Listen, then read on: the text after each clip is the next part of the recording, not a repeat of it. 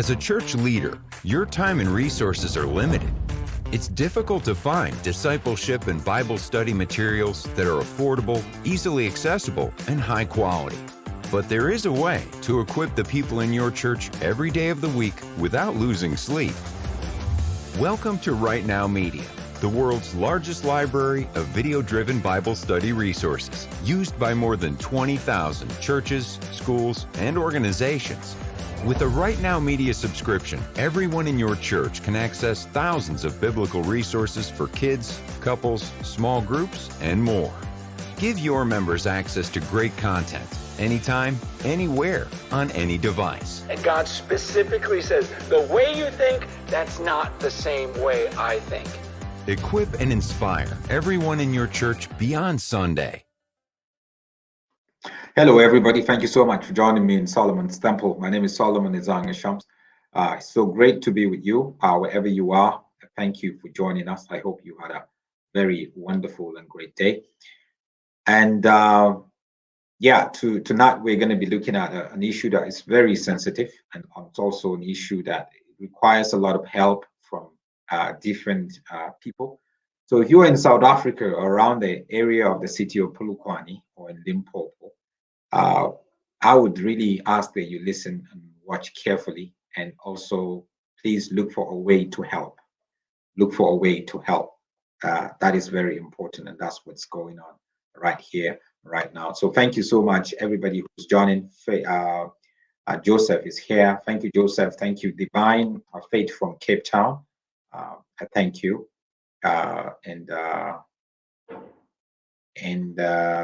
Faith, Yolanda is also here. Sam Ken from Pretoria.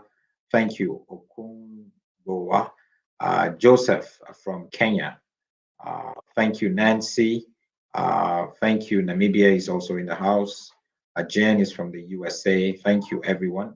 Alicia also from the state of Florida in the USA. Emily watching from Denmark. Yeah, it's good to have somebody also again from Denmark. Thank you, Oloy. Thank you, Bongani, as usual, from Nelspread.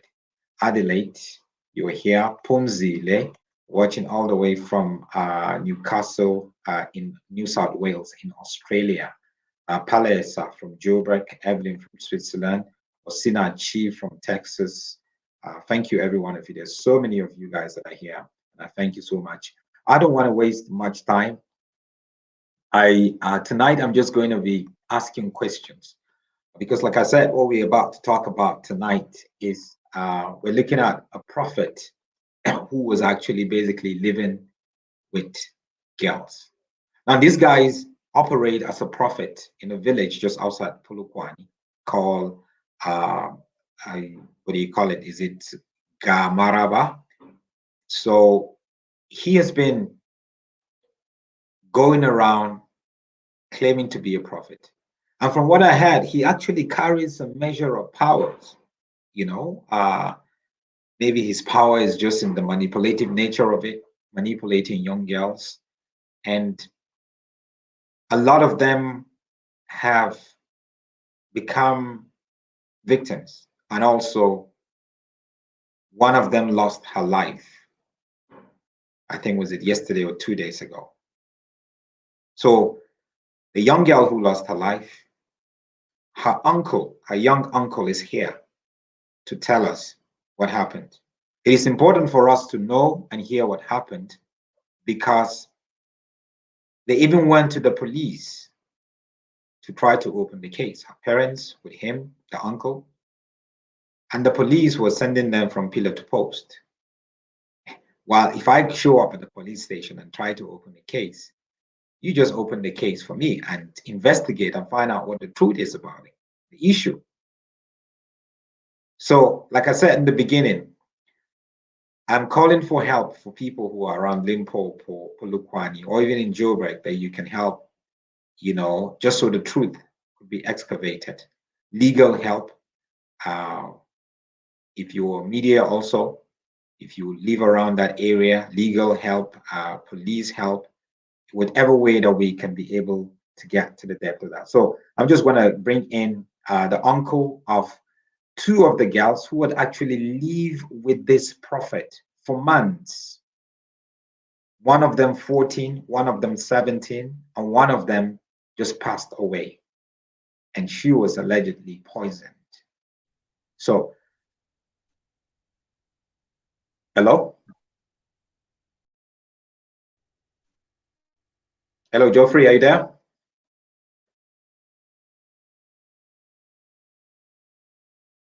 Hi, Jeffrey.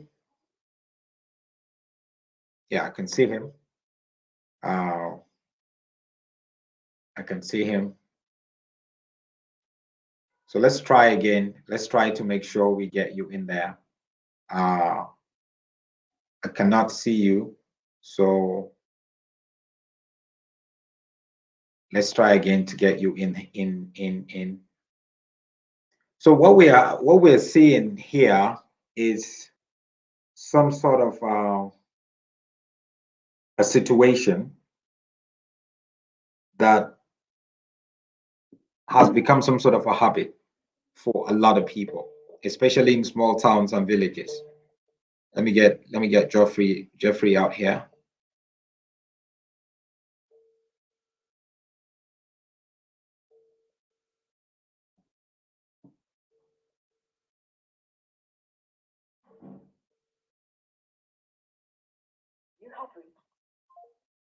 Right. So I'm just trying him now just to make sure. I don't know, maybe his phone went off or something. Just trying him now just to make sure that he is here and everything is appropriate. Let me try him again.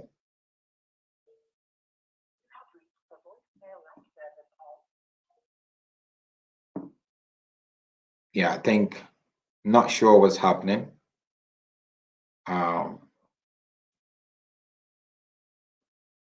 But let's wait and see and how he is going to be able to join us. Meanwhile, I'm going to give you the breakdown of actually what he had told me. So hopefully when we get him in here, he's going to be able to also give us an idea of what happened. So I'm basically just going to read to you just the statement that he gave me of what had been happening out in this village. So he sent me a message. He's saying, he's been trying to, the family and himself, they've been trying to reach out and to get help. And they live in a village called Gamaraba, just outside Pulukwani. So over there's a guy who claims to be a prophet. He takes young kids, telling them that he's a prophet. He say things to them and put them through fear, like like like some sort of like he hypnotized them or manipulate them and then control them to do whatever he wants. So two of his niece, he's saying that two of my niece have been staying with this so-called prophet for more than 4 months. Two of his niece staying with this prophet. So now this so-called prophet is actually a young person. He's 27. And that's why I try to emphasize the lifestyle that some of these so-called young prophets have learned from the older ones, people like the Bushiri and the Hubert Angel, because the younger ones are going to do far more worse than the older ones. If the older ones were taking girls and women to a hotel room or guest house to sleep with them, these guys would do it in the church, or they would keep them in their home. The way like all these artists, celebrities do their own lives, where you don't have any sort of like control. Let me even introduce you to and show you who this so-called prophet is. Very, very young lad who should be trying to get his life going. This is him right here.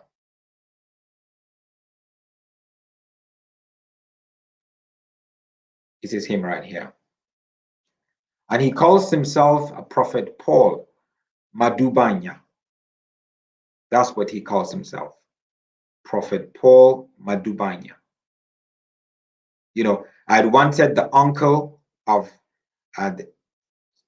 two of the girls that he was housing to actually tell us his story, tell us the story, from his perspective, and what they have experienced so far. So this young prophet that you see is 27 years of age, lives there in a village called Gamaraba, just outside of Pulukwani. So what he does is he goes around claiming to be a prophet, and he has older clients. Let me call them clients. He has older clients and he has younger clients, obviously. And we see a situation where he targets young kids, particularly young girls, telling them he's a prophet, put fear in them, manipulate them, control them, even hypnotize them. Now, my guest who was supposed to be here, who I think is having a very big problem with his line, with his network, he is the uncle of two of the girls that stayed with this so-called prophet. They stayed with him for 4 months. Two sisters. Now, let me be clear with this here. They were not the only ones that sort of like stayed with him. At a point, you could get 10 young girls staying with him. 10 young girls staying with him. He isn't married. He's just there. I wonder how he manipulated them to have them all stay in there. Let's not even talk about his spirituality or where he goes or what he does. What we're beginning to see a rise of a certain type of prophets who actually would go around claiming to be prophets, but then they have no affiliation. They have no church affiliation. They have no sort of like accountability affiliation. And he is definitely one of them, from what I heard. And these two girls that their uncle got me involved here. The two girls, one is 17, right? And the younger one is 14. 17 and 14. This is just the two girls out of the so many. Like I said, at one point, you would have like 10 girls right there in the home. So the young girls actually are saying that, that the prophet normally called them and then he sleeps with them, touches them and sleeps with them, and obviously satisfies himself. Afterwards, he takes them to a place on the mountain. They go there and they worship something, according to the younger girl who is 14, according to what she's saying.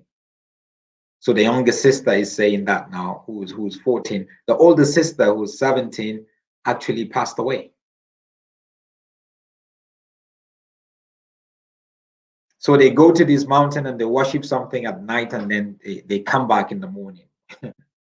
So once you do that to a kid, you have totally ruined them, because these are kids and they don't even know who they are. They're just trying to go through life and discover life. But now you're taking them to a mountain. You're housing them to stay with you. They're living with you. Their parents, you never got the permission of these parents. Which parents would actually allow their kids to go out and stay with you? Doesn't make sense.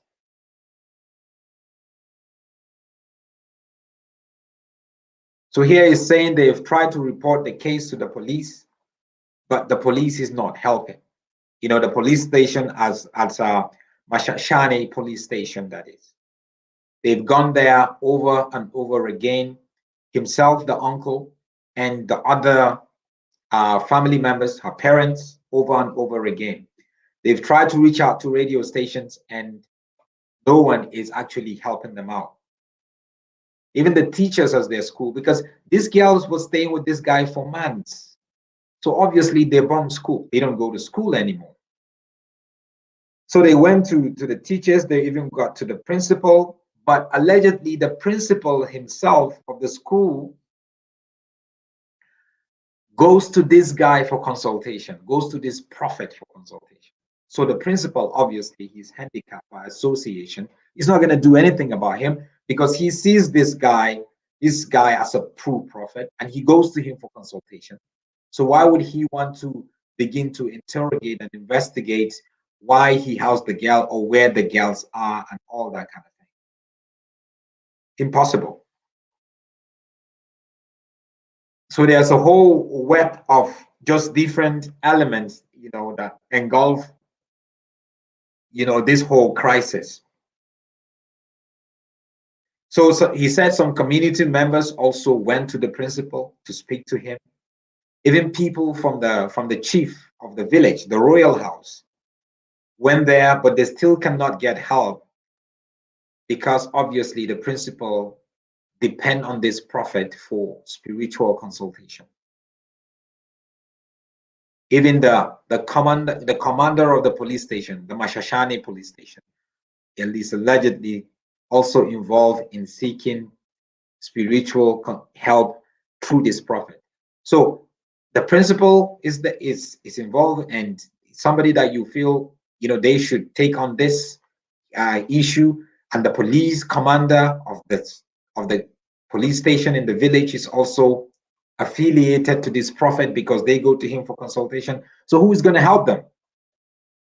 When you hear this kind of stories, it just breaks your heart, like totally.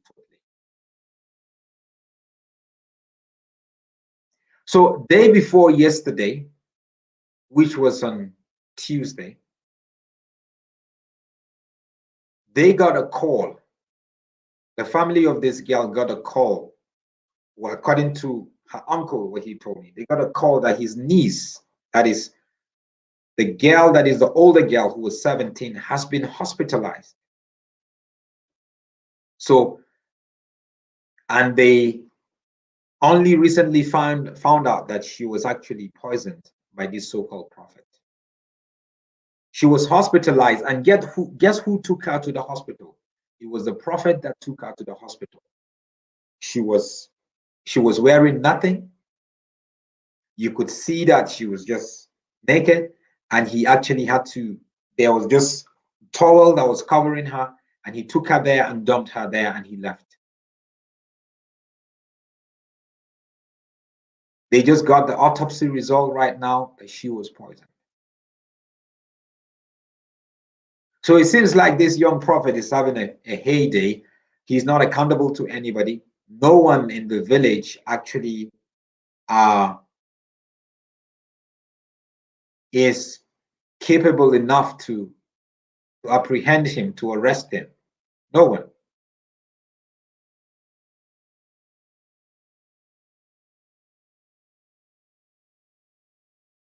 It's a very sad thing.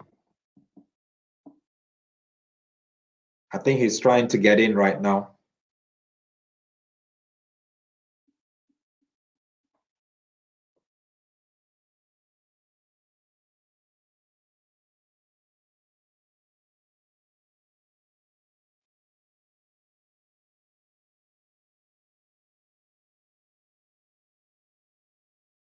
I can see him here, but it would be good for you to hear the story from him. So they now got a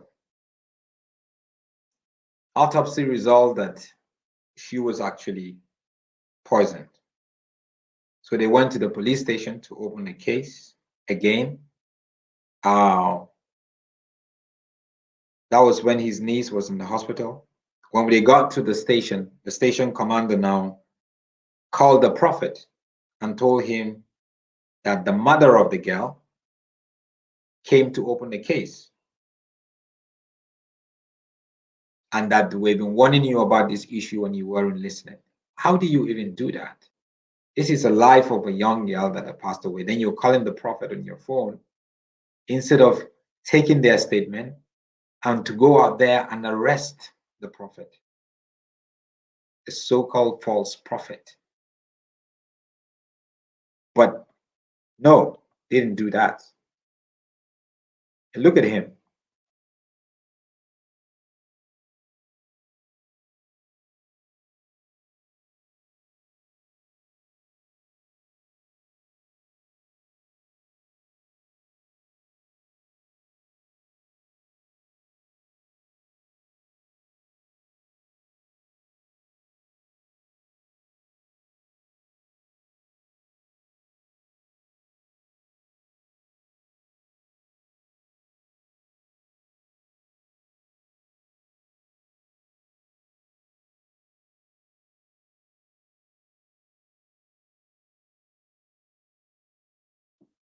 So there is quite a lot of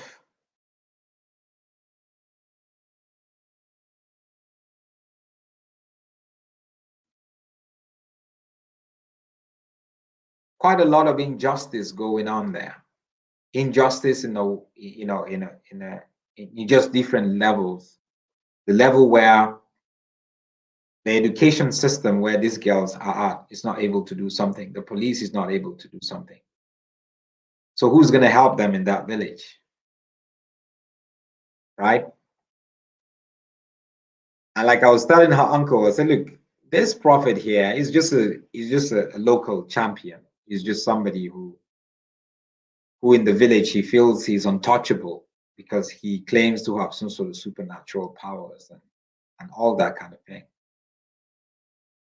You mean to tell me nobody can go and get this guy and give him, and arrest him?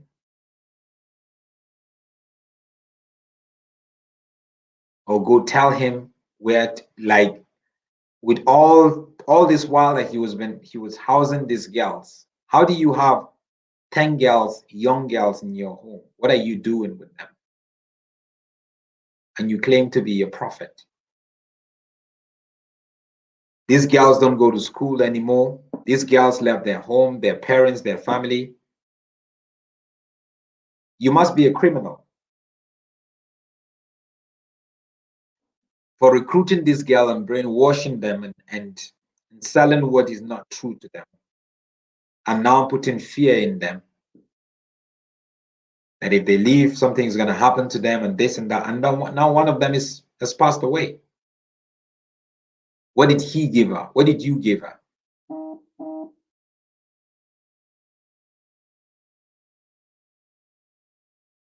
So this is a very sad story. And I just wanted to just kind of like drop it. The whole idea was to have him share this story himself, just so we can, ask for help for people around Limpopo, people around Polokwane, people even in Joburg, Pretoria, that are legal people that would want to help, so we can dig deep and help this family. Right now, there's the autopsy has come already. The 17-year-old whom the prophet took to the hospital has passed away, and the autopsy says, she passed away from a poisonous substance. They found poisonous substance in her body. The 14-year-old has been now just depressed. And also you have to remember, some of these girls, they go there, like I think the 17-year-old, there was a time she went there, the parents went pick her up, brought her home, and then he started calling her again, and whatever happened, and she went back there.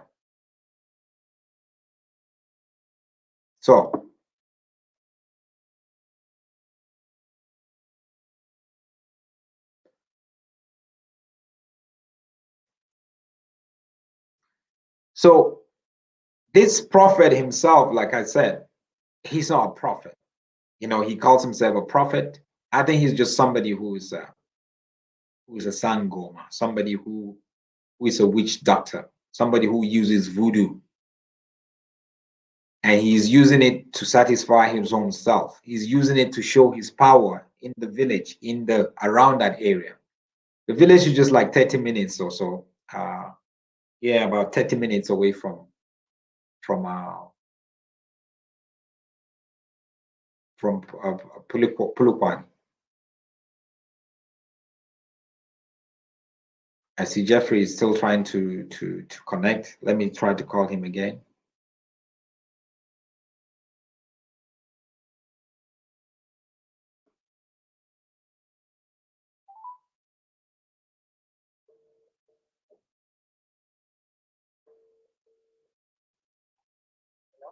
Hello.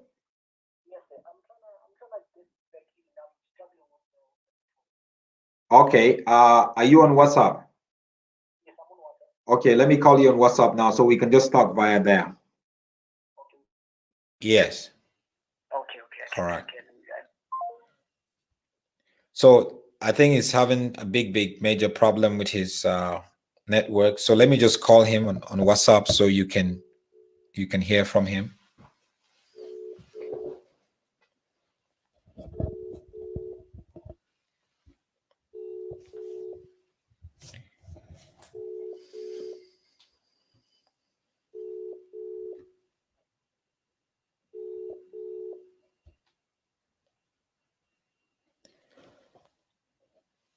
Okay.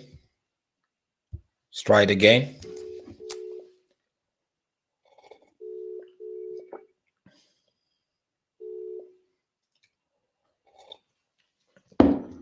Hi, Jeffrey. Yes, sir. How are you? Good. Sorry, we couldn't connect on the network. I think there's a bit of issue there. Yes, sir. Yeah, so I've just been briefly trying to tell the story of your two nieces. You are their uncle, right? Yes, of course. So tell us about just your experience that you found out between your two nieces. One was 17 and one was 14, and this so-called prophet. There are actually three. It's the 17-year-old one and the 14-year-old one and the 16-year-old one. There are three. Yes, three of them from one family. The other one is our cousin. Okay. One family. Yes. There's three of them in our family. This guy deals with like the three of them. Even as we speak right now, the other one, her name is Impo. She's not at home. She's with the guy. She left the house, I think, yesterday and went there. Tell us what happened. Tell us what happened from the beginning. How did they even get into his home or got involved with him? Okay, so this is what happened. My niece, the one who passed on, her name is Neo. She was a wonderful girl, very smart, intelligent. Ne? She used to go to a school called Maputi Secondary School. Ne? She was schooling there as a kid. So when she was busy going there, the younger sister, she was missing. We didn't know where she was. Apparently, she was reported that she went to the prophet, to the house of the prophet. She was reported there. Then my father asked her to go there and fetch her younger sister. You understand? By then, we didn't know what kind of person this person was. But then my father suggested that your younger sister is being missing, the 14-year-old one. So how about you go there and ask for her to actually come there? Because we've heard she went to a certain place, but we don't know exactly where she at. So what happened was that she left and went to the guy's place. When she got there, according to what the 14-year-old is telling us, she says that when she got there, is it okay if I use a bit of Venek, because some of the words I can't use them in English? Yes, use it. Okay, fine. So when she got there, she got inside the house and told she found the guy. Remember, this is what the 14-year-old is telling me. So when she got there, she found the guy, and then the guy said, "What are you looking for here?" The Neo told the prophet that, "No, I came here to fetch my niece because it's been days without us seeing her at home." You get it? Yeah. And then the prophet told her that, "Can you please go back outside and then check if there's somebody else who's coming?" And then she went out of the house and then she checked outside. There was no one who was coming. As she got back, this is what he said. He said, I can feel a spirit. As you left and then you came back, there's a spirit that I can feel. There's something bad that's happening to you. As you left and then you came back, I can feel something within me. There's trouble coming upon you. You understand? Okay. And already at that time, she was scared because of what the prophet said. You understand? Yes. And then the prophet told Neo that as you left and then you came back, I felt like something bad is coming and it's about to happen to you. That's when everything started. She started being scared. The prophet told her that you've once lost a book at school, and you've never found that book anymore. I mean, me too, as a kid, when I was still going to high school, I've once lost a book like any other kid. You understand? But then with her, she's still a young kid. She was just scared. The prophet told her that no, you've lost a book. So as you lost the book, they're gonna take that book and practice witchcraft using that book, and they're gonna do something bad to you. You understand? And then my niece was like, something bad. That's when she started getting traumatized. Something bad is like, yeah, there are people who want to kill you, and they started with the book. So what I can do, me as a prophet, I will help you. What I will do is that I'll pray for you. I will practice certain rituals together so that you can get help. If you don't get help, you are going to die. These people are very, very dangerous. You understand? And then that's when everything started.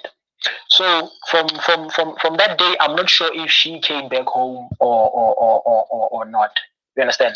But as time went on and on and on, I heard that she used to go to the guy's house, come back, go, come back, go, come back. I don't know what the guy was giving her. She would go there, come back, go there, come back. Until the guy told her that you need to change the school that you're going to. You have to go to a different school, because as you walk to school every day, there are people who are taking your footprints. They're gonna take your footprints. They're gonna also take the book and put everything together, and then you're definitely not gonna see the day of tomorrow. And then from there, you should leave your home and come and stay with me. I'll protect you. If you need to go to school, you have to drop out of the school that you're going to and come to the other school that's next to his place. You understand? So my niece left the school called Mapuchi Secondary School and went to a different school that is closer to the guy's house, which is called Sekopejana Secondary School. You understand? When she came to our house, she told my father, my niece used to stay with my father. She told my father that there are certain teachers at school who are teaching. This was a lie. There are certain teachers at school who are teaching us. We don't understand the things that they say. I need better education. There's a school that I can go. Somebody suggested that I go there. Things are going to be better. While she was lying, you understand? The prophet told her that she must tell us whatever the story. My father thought maybe there are certain kids maybe who are bullying her at school. Maybe my father just considered, okay, let me just go and take a remove, because he didn't know what was happening. He just went to the school and took a remove, not knowing that she's putting my niece in danger. You understand? She went there, took a removed, and then he removed her. She went to the other school whereby the port was close to her. And then from there, that's when everything started getting bad. She started not coming back home. You understand? We would call her, she would not pick our calls. You understand? From there, what happened was that my father started calling the family that my niece is no longer sleeping at home. You understand? One time she came back and then they asked her what was wrong. She told her that, okay, this is the story. She told her that there's this prophet that I've met. He said this and this and this and this and that. He's the only one who can help me. If I don't go back to his house, I'm going to die. This and this and this and that. There's a knife that's waiting for me. If I don't go to his house, I'm going to die. My parents tried to stop her, but she was so furious. They were even scared of her. Like, she wanted to go to this house because the guy told her that if you don't come back by today, you're going to die. You understand? And then that's when she forced, and then they let her go because they thought, what if indeed we tried to stop her from going to this guy and then she really dies? And then what happened is that they let her go. She went there, and then from there, that's when she stopped coming back to our house. So as far as we had the 14-year-old says, she says that her, when she was still there, her duty was to babysit the siblings. The two siblings of the prophet. Okay. That was her main duty, the 14-year-old one. The sister, the guy would actually do what? Would actually drag them, take them to a certain mountain. There's a certain mountain that they go to. I think they get inside a tunnel, if I'm not mistaken. Yes. They get in there. Inside the tunnel, there's a snake. There's a big snake. When they get in there, they worship the snake. You understand? When they get there, they worship the snake. After they're done worshiping, the guy take them and then bring them to the house. So that's in the morning. So they go in the night and then come back in the morning. Yes, and then they come back in the morning. And then from there, he feed them drugs. You understand? He from one of the victims that I heard he's using crystal meth. Okay. He drugged them. A drug. He drugged them.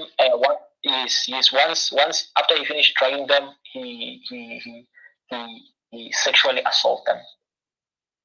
You understand? So maybe I can say in maybe in one night he can drug, like, if possible, let me just say 5 of them, and then he would like sleep with all of them. You understand? So my niece stopped coming back home. Whenever you called her, like, come back home, we tried talking to her. There was a time where we even fetched her from the place, and then we tried to talk to her. She would want to go back to the guy because the guy has told her that if you don't come and stay with me, you're gonna die. You understand? So what we did is that after we kept like going back and front, nothing was happening. Like, we tried like talking to her, she couldn't listen to us. You understand? At the end, this guy told Nero to tell us that whenever we ask her any questions, she must tell us that she's 18 years old, she's a grown woman, she can be able to take care of herself, and that's what she was telling us. You understand? This guy advised almost all of them to that if whenever they say anything to your house, tell them that you guys are grown, then you can take care of yourselves. You understand? So I must make it clear here for everyone watching that this guy, we shouldn't consider him a prophet of a Christian prophet. You know, so we have these prophets that operate from some sort of witchcraft or African traditional beliefs type, and that's the kind of prophet. So this prophet is demonic. Is not the prophet from a Christian perspective. Yes. No, from the source that I heard that he used to go to a church. There's a guy who came to our house the other day. Okay. He said this guy used to go to a church. Yeah? While they were busy going to a church, like he was a Christian, they used to go to the same church. While he was busy going to the church, him and his uncle decided to separate themselves from a church and open a different branch. You understand? I see. When they opened their own branch, afterwards this guy fought with the uncle. I see. You understand? They were fighting for the church. You understand? The uncle was the actual person who won the church. He decided to go to his house and help people from his house. From that, he never opened any church. He was just helping people from where he was staying. So that's it. So he sort of like just took the model of being a prophet within the church, and now he's using it outside the church in a certain way that he just to keep getting his life going and keep victimizing all these girls. Exactly. And the funny thing is that he doesn't use girls who are more than 19 years old. It's 17 until it's maybe 18 until 14, or 14 until 18. He doesn't go above 18 because it's easy to manipulate them. It's easy to say anything and put anything inside their head that he can be able to control them. You understand? He can make them do anything. My niece, my father once bought her a phone, and she took it to the guy. When she got there, the guy took the phone and never gave it back to her. He also told my niece that she must come back in our yard and take my father's phone and bring it there. And she did that. She took the phone and took it to the guy. And then I don't know what they did with the phone. When she came back, my father asked her, what happened to the phone? She said, the phone got lost. I took it. You understand? So us trying to help her, this is what we did. We went to we tried helping her, like talking to her and everything. She couldn't listen because already she was hypnotized. She was put through drugs, everything. That this guy has done everything to her that we didn't even have like anything to say to her. Like she wouldn't listen to even a single thing. Yes. You understand? Because what she had in her mind is that if I don't listen to the prophet, what's gonna happen to me? I'm gonna die.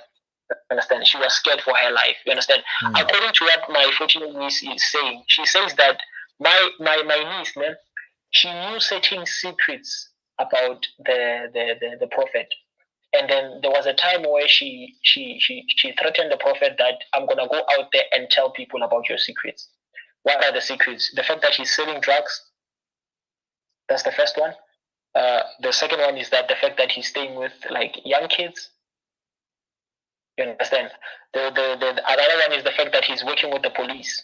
You understand? He bribes the police with money so that he can be able to take these kids. Even if you go to the police station and open a case, they won't listen to you. They won't even open a single case for you. You understand? Because they are working together.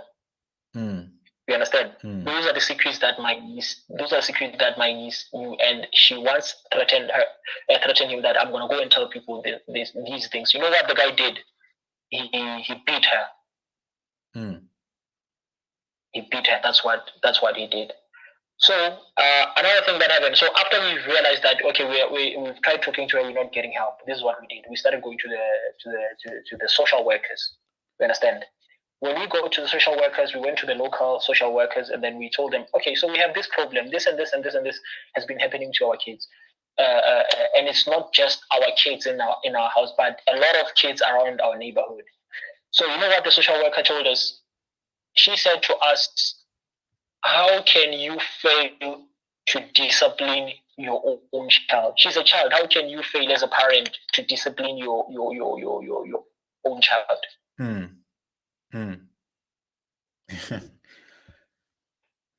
But some kids are different. Sorry, I just lost them. Another one. Yes. After we failed with the social worker, you know what is it that we did?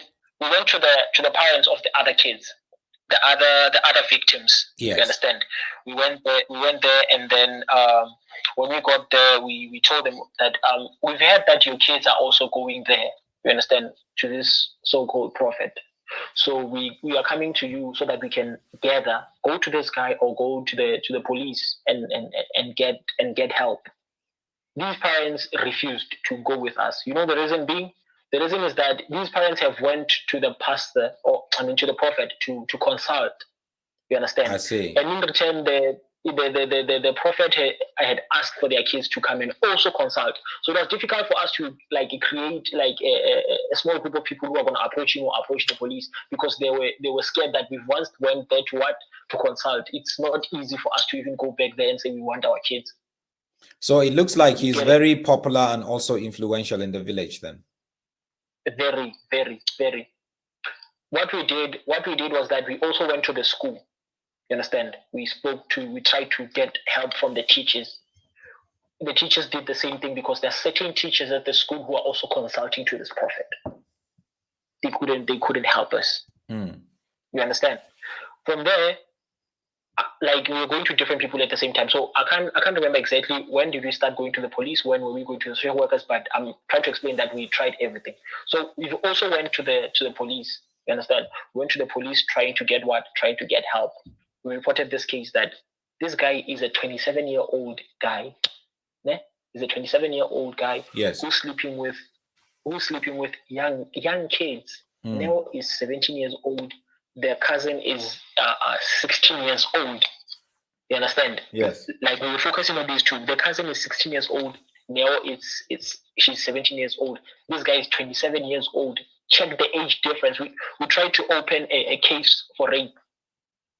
You understand? They never opened a case for us. They never gave us a case number. We went there a million times trying to report this case. That innocent kids, he even stopped them from going to school, my brother. The 14-year-old, she's doing grade 7. She's no longer going to school. The 16-year-old, I think she's doing grade 10. She's no longer going to school. The one who just died, the 17-year-old one, she was doing grade 11. She stopped going to school. Tell us, this one that died, what happened? Okay, so what happened was that according to the 14-year-old one, what this guy did before was that one time she was found in the prophet's house unconscious. You understand? When they got back, they found her unconscious. The guy took her to a hospital, Seshiko Hospital, and then she was drained whatever that was put inside her body. I don't know if she was forced or what, but it has happened that she was being fed a sanitizer. Sanitizer went inside her system. You understand? So the guy took her to the hospital. From the hospital, they drained the whole sanitizer and gave her pills. You understand? The guy went to fetch her. We didn't know about this. We are hearing this from my 14-year-old niece. He fetched her after she was discharged. So one time, the guy took pills. They got inside their room, the guy's room. They got in there. It was Neo, the one who just died, and the prophet. My niece was at the door. The others were like outside. You understand? The guy was literally forcing my niece to take all the pills that she was given at the hospital at the same time. He forced her to open her mouth, chow the pills, and swallow them. You understand? He was trying to force her, and she was refusing. You understand? As she was refusing, forced and saying, chow them. He was like chowing them. And then as she was busy chowing them, he opened the door and went outside. He found my 14-year-old niece, and then he went outside. He found the other kids, and then he called these other girls back and say, come to my room. When he got there, he told the rest of the girls that, look at this one, she's trying to commit suicide. But he was the actual person who was forcing her to take those pills. You understand? So she was trying to force my niece to actually commit suicide, so that this whole thing it could be like a suicide or something. As far as I heard, he wanted to kill her so that he can use her soul, something like that. Okay. You understand? Yes. So that's what happened. But unfortunately, I believe she spitted them like off. She spitted the pills off. She took them out of her mouth, and she never took them. You understand? So on Sunday, it has happened that this guy, we don't know exactly what happened, but according to what we've heard that he poisoned Neo. In which way, we don't know. So on Monday, we got a call from the hospital. It was a nurse saying that there's a guy who came here and told us that I've brought this girl here. These are her mother's numbers. Call her. And then the nurse asked, "Oh, you brought this girl here. Who are you and what are you to this girl?" The guy said, "I'm her brother." And the nurse said, "You are her brother." She said, No, I'm not her brother. I'm her boyfriend. These are her mother's terms. Call her." And then the guy left. You understand?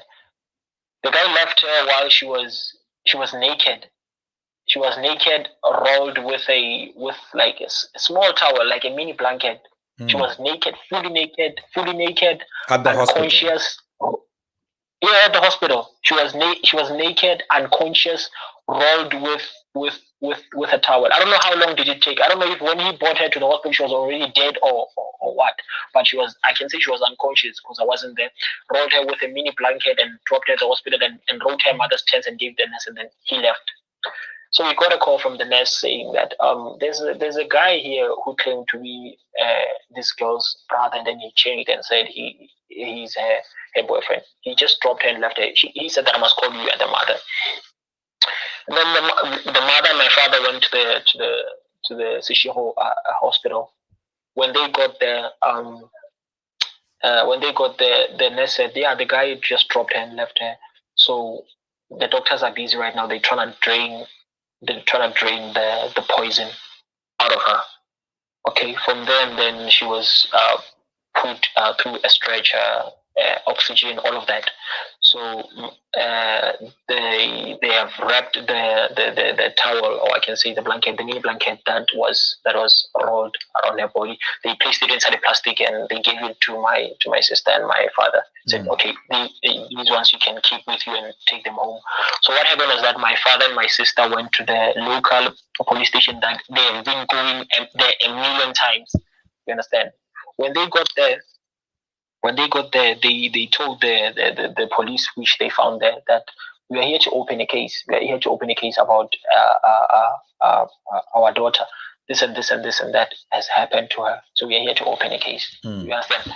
The police officer that was helping her called the station commander. When the station commander got there, she told them that we don't know what to name this case because we don't have proof that the prophet poisoned your daughter. So we can't say it's attempted murder. We don't know what to call it. So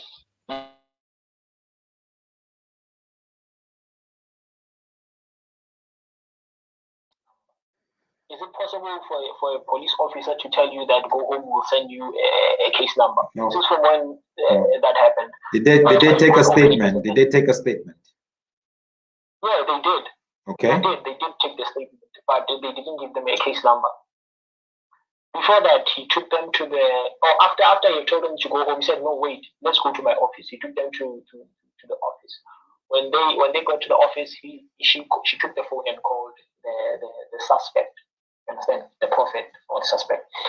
She took the phone and called the suspect and told the suspect that, yeah, it's been a million times we've been warning you. You understand? The Sedona family has finally opened the case for you because we've been warning you. You understand? What kind of a police or a station commander calls a suspect and tell him that we've been warning you? Are they a relative? You warn your relative as a police officer. If people are coming and reporting matters at the police station, it's your duty as a police officer to arrest the suspect. How can you warn a suspect? He said we've been warning you. You understand? That means it's been like a while this guy's been doing these things and people have been reporting the case, but they are not taking anybody serious. Right. You understand? So he told the suspect that we've been warning you and the Sedona family has finally opened the case for you. How do you tell as a commander, as a station commander, how do you tell a suspect that my family has opened a case against someone? How do you do that? You understand? So when we sit down and look at this thing, it feels like there's corruption. There's corruption that's happening in the police station. This station commander knows about this guy. So my sister insisted that we would like to go to the guy's house and fetch the belongings of Neo. You understand? Then the station commander took them.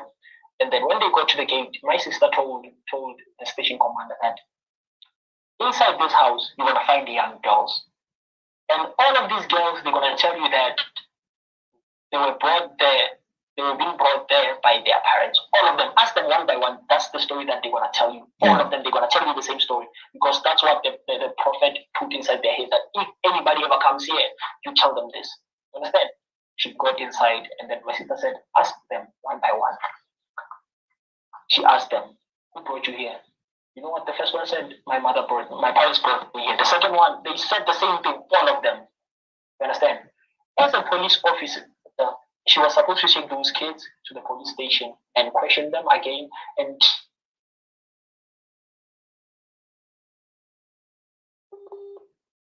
but you know what she did? She did nothing.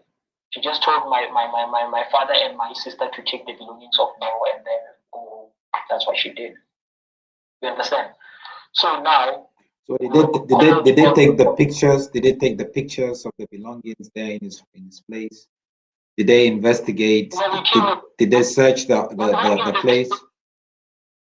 No investigations were done. We were just giving Neo's belongings. We still didn't have the blanket that we were given. At the and the other younger girls that were there? Yeah, they were there. They left them there? 3 girls. Yeah, the police officer left them there. She didn't even ask. She just asked them those questions that people. She said, my parents asked all of them the same question. She left them there, and then she didn't do nothing. She didn't say anything to them. She just told my parents that my father and my sister that they need to go. They need to go home, and that's what they did. And then we were called on Tuesday at night that my niece had passed away. On Tuesday around 1, we were called that she has passed away. I think around 7. She died. I think around 7. We were being called by some people who are working at the hospital.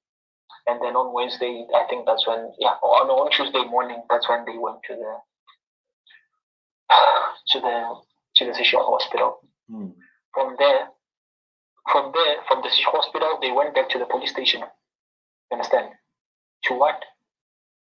To report the death. You understand?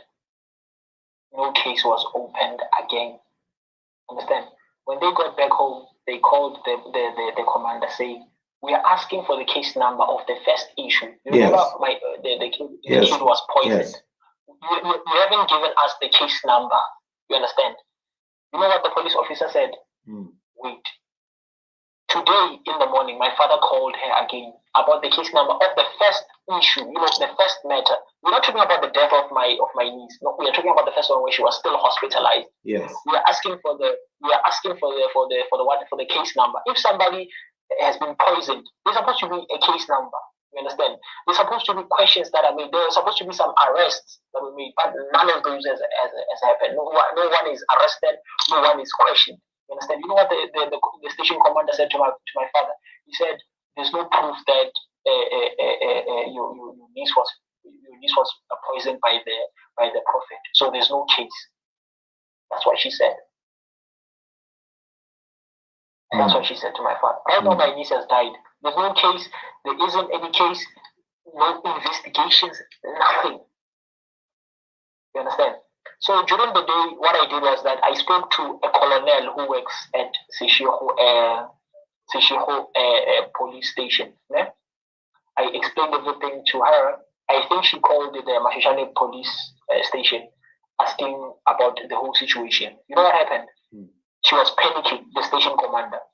She was panicking that she ended up calling my father, saying, "How can we help you? What is it that you want?" My father said, "We are still waiting for the case number. Even today, you haven't given us the case number." She said, "No, why did you guys have to call the Seshego hospital, police station? Why didn't you come and confront us and ask us about this whole thing?" My father said, "I've been calling you. I've been asking about the case number. The kid is dead. Even today, you haven't said anything." And then she said, "No, how about I refer you to the Seshego police station so that they can be the ones who are handling the matter, because I feel like there are certain police officers in our station who are corrupt." That means she knows what's happening. If there are certain police officers who are corrupt at the police station, what is it that she's doing? Yes. If she feels like there's something that is happening, what is she doing about it? Come on. If you know that there are people who are corrupt in your company, you're gonna make research, you're gonna do investigations and find those people. What has she been doing? Nothing. You understand? It's because she knows that I think she's behind everything that's happening. You know what she said afterwards? She said, "How about I take your case and take it to the Seshego police station so that they can deal with the whole thing." My father said, "Okay, is it possible that himself take the case to the Seshego police station?" She said, "No, don't worry. Me, I'll be the one who will be in contact with the Seshego police station so that they can be the one who are assisting you." You know why she said that? She said that because she wants to talk to her friends, who are working at the Seshego hospital, so that we don't capture her behind everything that she's doing. Yeah. Yeah. So yeah, that's it. That's what has been happening. Even today, my brother. You see the 16-year-old one, the cousin. Yes. The guy yesterday, the day before yesterday. Yeah, the day before yesterday, my cousin's family, they went there to fetch the young girl. Yeah? The day before yesterday, they went there to fetch the young girl and then got back with her at home. Yesterday in the afternoon, you know what happened? The guy called the girl. The girl just went out and left the family while they were just sitting with her. Got inside the car, the guy took her back. Even today, you see as we speak right now, she's still there. If you can call them and say, "Come," it doesn't matter what time is it. Is it 1? Is it 2? Is it 12? Whenever time he calls them, they go because they're scared of their lives. Yeah. Yeah. So you had an autopsy, right? What? You had an autopsy. The postmortem. Yes, postmortem. Yeah. Yes, we got the postmortem, and then let me check it for you. It's close to me. Okay, it says cause of the death, unnatural cause. Natural cause, and I think it also stated that it's poison. Okay. It's a natural cause, it's poison, but no investigations are being done. Imagine. So yeah, that's what happened.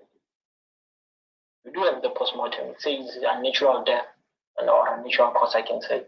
Yes. It was poison, but no case has been opened. We don't have a case number. No investigations are being done. The guy is busy roaming in the streets. Still. Yesterday That yesterday you went to fetch the 16-year-old cousin. You went to fetch her yesterday, the day before. Yeah, yesterday in the afternoon. You went to fetch her where close to where she stays. Right now, as you speak, she's not home. She's with the guy. Okay. Yes. Okay. Yeah. So let me try and call this guy right now. Okay. Let's see if he's going to answer the call and if he's going to speak. Okay. Just so we can hear what he has to say about it. All right. Just hold on there. Please press hash twice. Charges apply. So this is a so-called prophet's phone. Hello? Hey, Prophet, how are you? Yeah, that's good. My name is Solomon, eh? Solomon. Yes. I was told a story about a girl who died in your place, Neo. Not in my place. No, in your place. You have girls in your place. You have so many girls in your place, isn't it? No. Do you know Neo? Yeah, I know them too. And I guess who I never speak. So where did she die? What happened to her? I get honest who I never speak. Okay, I have Jeffrey here with me. Jeffrey is Neo's uncle. Jeffrey, what is he saying? He said he doesn't speak Venek. He only speaks. He said he doesn't speak English. He only speaks Venek. Okay, ask him questions. Probe him now, Jeffrey. Okay. Speak Venek to him. Ask him what happened to. Ask him what happened to Neo.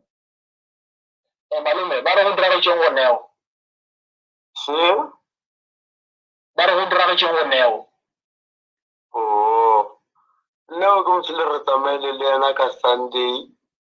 Achakechi, in the Lobo Carlo, Kadi video, and then Ataka na Furu, Kawama 6, then Ramchia, Ramisha Spetele, then Radilo was Spetele for the whole day, Rakuba Kibu, Rakulebo Mama, around the Mawa.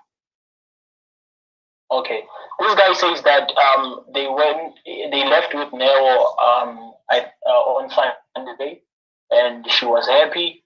And around 6, she got messed up, and then they took her to the hospital. And then he claims that my sister.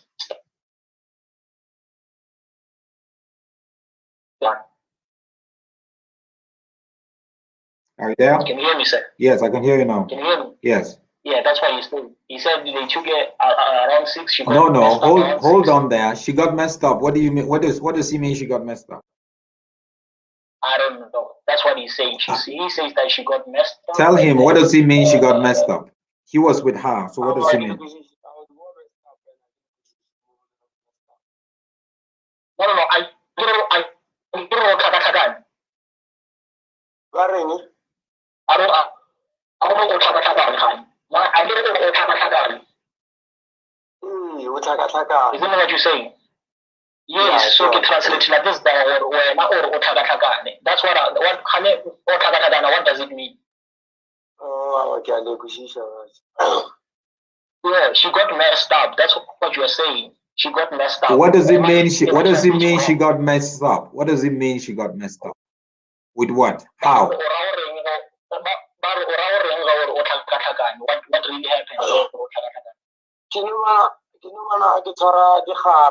And then I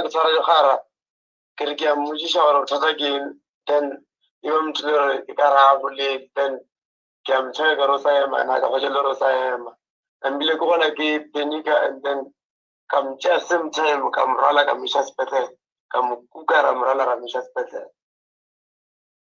Okay. He says that they all started saying that she's getting a ban from from her chest. You understand? And then she could barely stand. So they saw that she wasn't in a good condition, and then they decided to take her to the hospital. So now let's even backtrack a bit. You're a prophet, ne? Yes. How comes so many girls live in your place, prophet? But how come?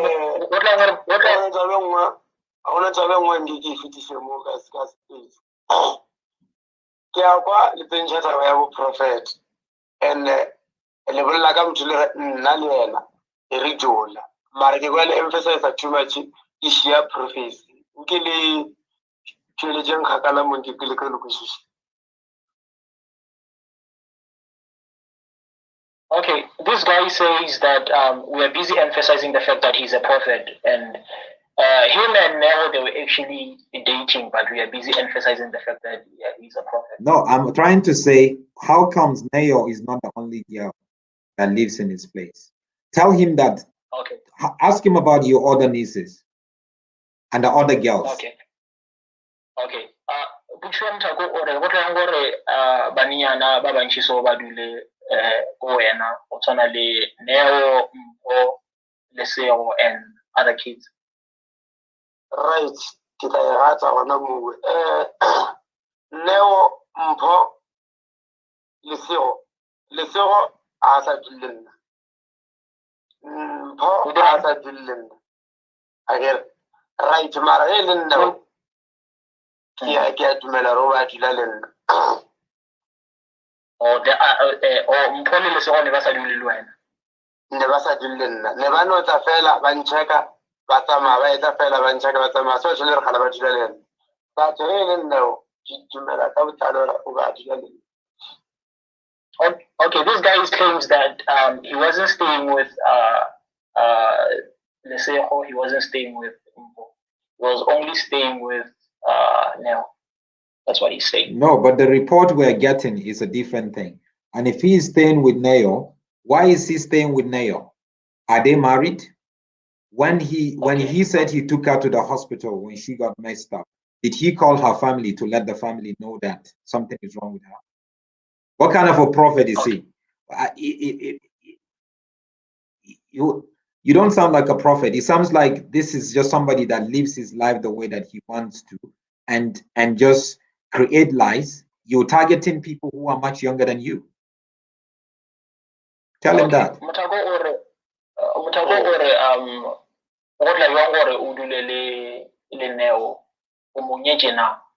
And then after Neo Atagatlagani, did you ever reach out to her parents about Neo Tagatlagani now? And then how come, as old as you are busy with a 17-year-old? Okay, right.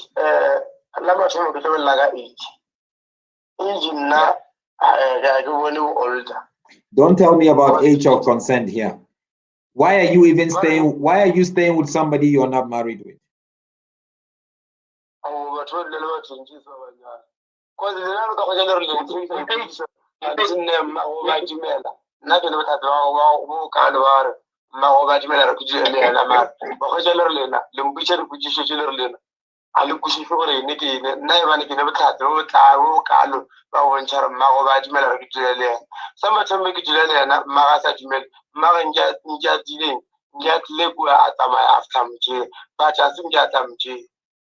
So, and who did you more than 8 months?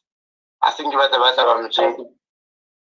Okay, this guy claims that there are people who stay with other people while they are not married with them. I'm not talking about other people. I'm talking about him. Why is he staying with a young girl who is just 17? Why is he saying? Why are you staying with somebody who is that age? She's supposed to be going to school. Now, if you claim that you are a prophet, what kind of a prophet are you? You don't even have a relationship with her family. So it seems like you just taking advantage of her and the other girls that are there, that now you're denying that you don't have any, there was no girl staying there. add on say, he add on say, wait, my guy, I'm trying to explain everything to this guy. This guy also add on saying that he's been staying with Neo for more than 8 months, and her mother allowed the fact that he must stay with Neo, and he also claims that he has proof that her mother allowed Neo to stay. What sort of proof? Ask him what sort of proof he has. Okay, what proof you and you are not just anyone. Why specifically?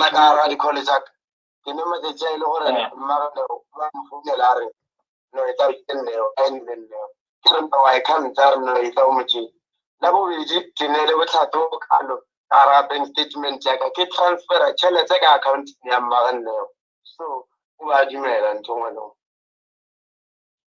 Okay, this guy says that there's a sign of calls. You have like a call log there of him being in a phone call. Like there's no message. It's just a call log of them talking. But that's not a proof. That's not a proof. Do we know maybe he called the mother trying to convince the mother, or the mother called him, allow my daughter to come home? We want proof. That is not proof. The fact that you have a call log is not a proof. He also saying that the mother was always contacting him, saying that come and fetch my daughter, come and fetch my daughter. Another one, he says that there's a bank statement that shows that he was transferring money to Neo's mother. Ask him to send me those proofs. Phone calls, phone log is not a proof, but we need that. Right now, I wanna enlighten you guys on the money, on the sending of the money. Yes. You understand? Neo is a 17-year-old. She doesn't have an account. You understand? What this guy did was that he told Neo to go home. When he gets home, he must take her mother's card. You understand? He must take her mother's card and then go to Polokwane, the town. You understand? Yes. He's gonna send money to who? To Neo. You understand? And then when Neo got to town, he called her mother and asked her, "Is there any money that has clocked inside your phone?" Obviously, it is linked. Neo took her mother's card without her mother noticing. You understand? And asked her and called her mother and asked her, "Is there any money that you've seen in your account?" You understand? Yes. Her mother's reply was like, "Yeah, there's money. Where does this money come from?" You understand? He said, "No, don't worry." Neo did some shopping, and then came back later on. When she came back later on, she gave her mother the card. So what happened was that this guy transferred money to Neo's mother's account, so that Neo can use the card to buy whatever that she was buying in town. Now this guy claims that he was sending Neo's mother money. Tell him he's lying. Tell him he's lying. Okay, but the one you say you were sending Neo's mother checked. Tell him he's lying. Number two again. Number two, what has only driver make the taxi or Marano Ugai Vita often or a Okay, this guy claims that there's a maxi taxi that Neo's mother was always calling. There's a maxi taxi that Neo's mother was always calling, telling the guy that he must come and take Neo from her house and take her to the guy's place. Those are his proof. He said the proof is that's not proof. That's not proof. We can go and he can go and talk to a taxi person. He can go and collaborate with somebody and tell him what to say, and say, "No, I used to go and pick her." So all these things are not proof. Call logs are not proof. Give us concrete proof. You know, why was he staying? Why? So when he took Naya to the hospital when she was not well, why didn't he call the mother? Okay, well, first thing first, the when Neo's mother was telling you or come and fetch my daughter. That's not legit. It's just a call log.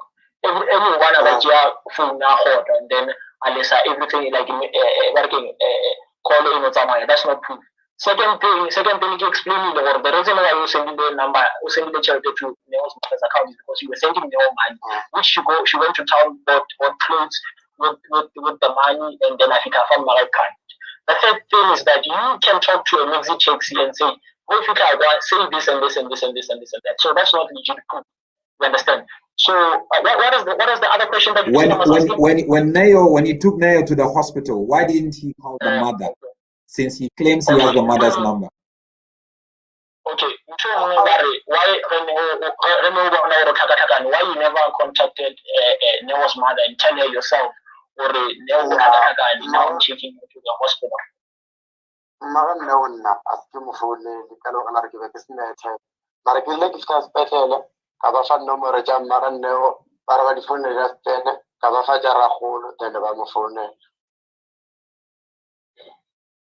Okay, he says that he didn't have airtime, so he got to the hospital and the nurses or whoever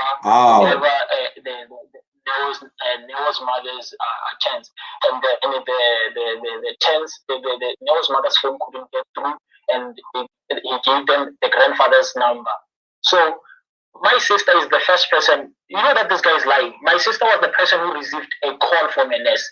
What is he saying when he says that the number didn't get through? Exactly. So why is he lying now that he's listening to you? Tell him what he did. Tell him.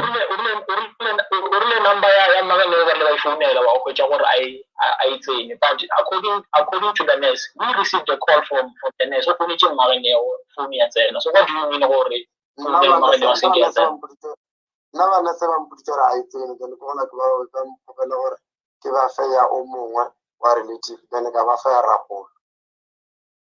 but the call that we received, it's an echo from Yamagano. What do you mean about Rasite?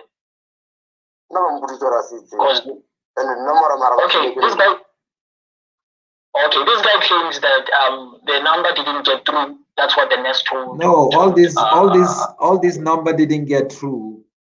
It's not, he just shows that this thing didn't get through. This didn't did this. It shows that you're a liar, prophet. Your name is Paul, but you need to repent. You need to stop doing what you're doing with young girls. This is going to be the beginning of the end for you. What you've done with young girls. You claim to be you're taking advantage of girls are staying with you, or denying everything because you think you're working with the police. You are a criminal. You are a drug dealer. I'm telling you that. You can do whatever you want to do with me.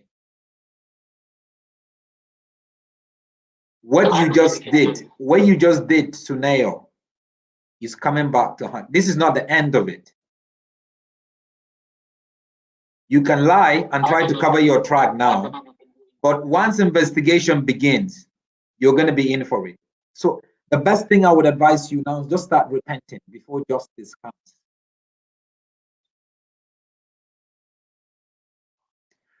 So has he since Sunday, has he called Neo's family to find out what is happening? No, he hasn't called us. He hasn't called our family. He hasn't called anyone. And he's claiming that he's in a relationship with her, that he loves her? Yes. That's what he says. Paul, he hasn't called you just wasted my time and just keep lying. That's what you're doing. Tell him that. Okay. Yeah, you understand English, so you know. You just wasted our time. Yes, you're just lying. Do you know what you're doing to these girls? When the police came to your house to take Neo's stuff, there were girls there. Who do you think you are that parents would take their daughters and give it to you? Because they're going to prophesy to them. No. You can deny all that you want to deny, because I know criminals like you, they can deny because they're working with the police. They just say no. Only evidences would get people like you. No, you don't know the station commander there. No, I do know the station. In Gamaraba, you don't know the station commander.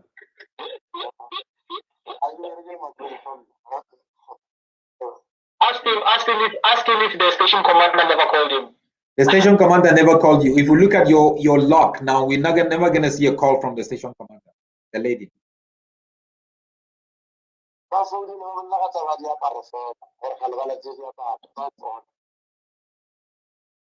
He said the station commander called her about the clothes, that they're fetching the clothes only. That's all. This guy is just wasting our time. We're gonna continue with this investigation, and you were just there in that village. You think you have influence. You think you can manipulate. You understand the kind of world that you're living in, that you're so confident living in that kind of world, thinking you are a prophet that is powerless. You think the powers that you have is something. It's rubbish. You think the consultation that people come to you for consultation and then you manipulate them. You think you know Jesus before, Paul. You know Jesus before. And for your own sake, just go back to Jesus. Right now, just go back to Jesus. You cannot just watch a 17-year-old there dying and you're saying she was messed up. Messed up with what? You gave her drugs? You gave her poison? Somebody cannot just be messed up like that. Neo doesn't have any medical record of being messed up or any sick or whatever. And now you're bringing all these things because you yourself, you're a drug dealer. All this meth that you give to people, and you're claiming to be a prophet, and you started from the church. Come on.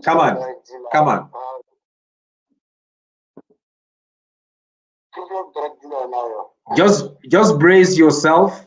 This issue is not the end. This issue should be investigated. You're gonna hear journalists calling you from the media. The police is gonna call you. Just brace yourself for that. But I'm telling you right now, just begin to go to God and repent.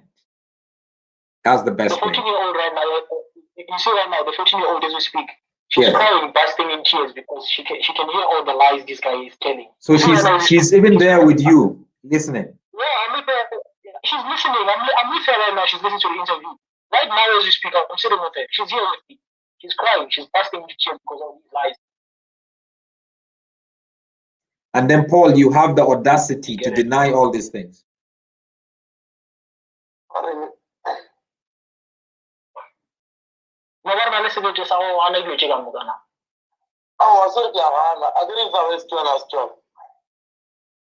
Yeah, he said he's not denying. If it's not how we put it as it is, it's not.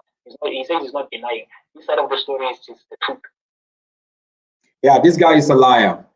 Okay, let's move on. Let's move on. Paul, just be ready.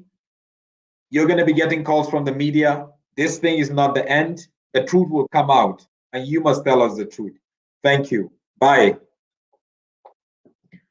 So, Jeffrey, you as an uncle, what would you want to see in the whole of this? I want to see justice. I want to see this guy rot in jail. If possible, I want him to get more than 4 or 3 life sentences, not just one. I want him 3 or more or 2 or more. You understand? I want that type of, if I can get that, my brother, I'll be so grateful. If I can see this guy rot in jail, I'll be so grateful. Because right now, she's putting a young kid through trauma. Imagine a 14-year-old witnessing her sister die like that. How is she going to grow up? How is this thing going to affect her? How is it going to affect her? It's going to affect her very bad. She's still young, my brother. Seeing your sister die like this at a young age like this, it's a big issue, my man. Me, I'm old and I feel like I can handle this thing. You understand? And one thing for sure is that I'm not scared of this guy. You understand? Whatever they say about him, me, I'm not scared. I want justice because a lot of people are scared of him. They're scared of going after him. They're scared of going to the media.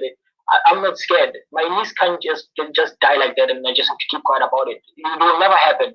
If possible, if you practice witchcraft, then I'm ready for him. You understand? I'm ready for him. Anyway, yeah, that's how it is. I'm not scared. He probably thinks I'm scared, and I'm not. If anyone watching, if you are around the Polokwane area, legal help is required here. And any sort of help just to be able to get to the bottom of this and to dig deep and to If you're also watching, you know, some of the medias, they are local media, they are only local media that we can emphasize and really, amplify this issue, so you can receive the attention, and we can get to the bottom of this all. That's going to be very important. Jeffrey, thank you so much for sharing this, and I will stay in touch with you, and then we'll see how it goes. And if any one of you want to help in any way, please reach out to me. Those are my details, my phone numbers there, and my email address and stuff like that. Please reach out to me. That is very, very important. So make sure that you do that. So thank you so much, Jeffrey. Let's keep in touch and let's talk about it. And let's try to put it out there in the media and follow through. Thank you so much, sir. Thank you. All right. As Jeffrey is uncle to, this story, I don't even want to replay it again. But guys, if there's any one of you that can help, or you know somebody that knows somebody, this is the sort of moment. I've started doing my bit already, trying to amplify this in the media. I've spoken to a local media guy there. But the more we can get this out there, or even getting the police, the right police people. There are good people in the police, you know, the right police people, and we get everybody out there. We put everybody in there, and to put pressure. That's the most important thing. So please reach out and make sure that we do that. Thank you so much, guys. Please make sure you subscribe to this video and like this video. I will see you again. But I thank you so much for your time, and I hope that you have a good night. Thank you, and God bless. Hi, my name is Reju, Dr. Reju. I'm a workplace effectiveness strategist, and I consult for churches because I have a passion for pastors. I have a burden for pastors because of my belief in the tremendous amount of influence that they can have in society. But over the years, the global church, we've focused on only what happens within the four walls of our buildings. We've reduced the definition of church to a building, which we know is not accurate. But the purpose of this conference, this workshop, is to give us a wider kind of horizon, to widen our horizon, to look at the church through a truly biblical prism, to expose pastors to gain an insight into the biblical definition of church, so that we can express that full definition and become that externally focused church. A friend of mine once said, "Where is the church on a Sunday after the parking lot is empty?" That is what this workshop is all about. Call Joy Bringers on the numbers on your screen. See you then.